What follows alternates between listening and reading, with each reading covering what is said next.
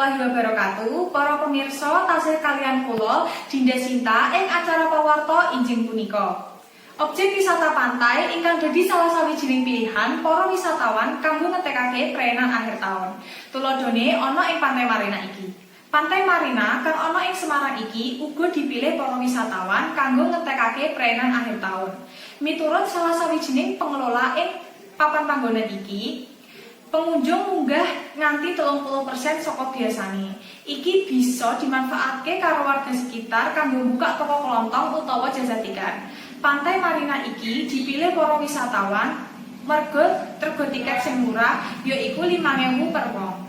Ning kono dhewe disuguhake pantai kang asri, angin ingkang endah lan maneka werna panganan sing didodol karo warga sekitar kono. Pengunjung sing beruntung bisa nikmati sunset sing ana ning Pantai Marina iki.